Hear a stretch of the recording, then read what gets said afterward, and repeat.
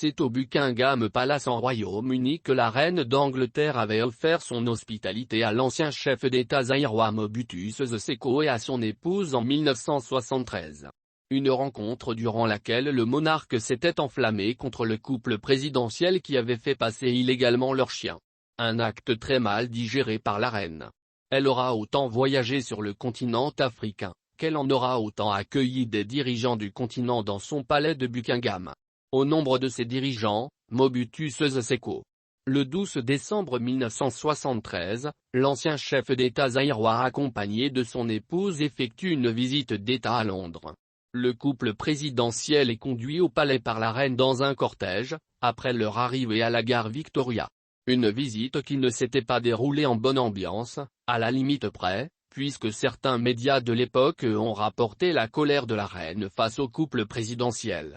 La reine aurait découvert que Mobutu et sa femme avaient fait passer clandestinement leur propre chien par la douane sans passer par les contrôles nécessaires lors de leur entrée au Royaume-Uni.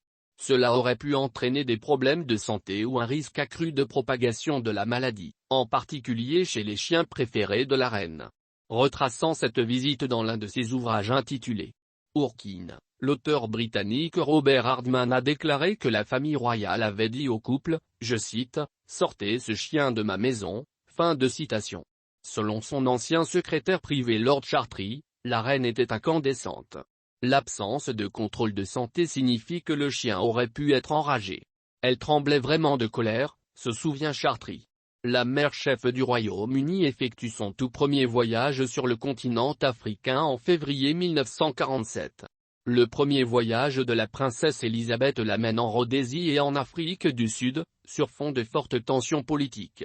George V, feu père de la reine, apporte un discret soutien au Premier ministre Jan Smuts, un Africané éduqué au Royaume-Uni qui s'efforce d'améliorer les conditions de vie de la majorité noire.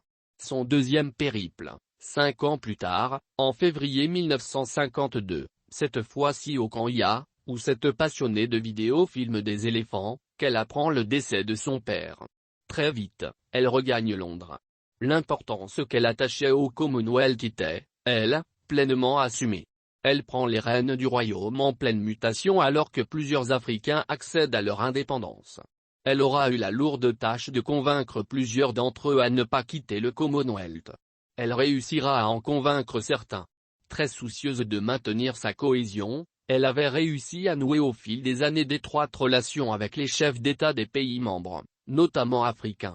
À l'occasion, elle contribua à apaiser les tensions suscitées par ses premiers ministres, comme à l'époque où Edward Heath et Margaret Thatcher s'obstinaient, l'un à vendre des armes, l'autre à ne pas imposer de sanctions à l'Afrique du Sud ségrégationniste, au risque de voir certains pays africains claquer la porte de l'organisation.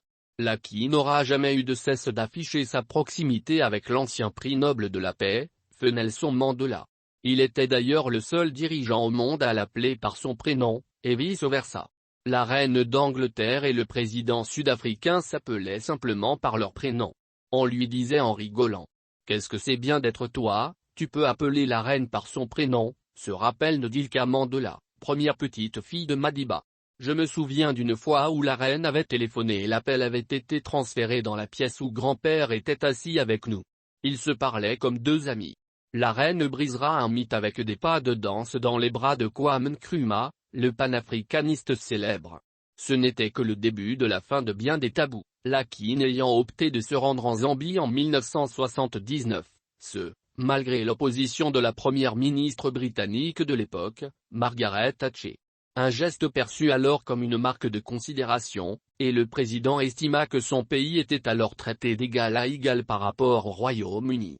Une séquence hautement symbolique pour la reine Elisabeth II qui montre, une nouvelle fois, de l'influence de la souveraine sur les événements du monde.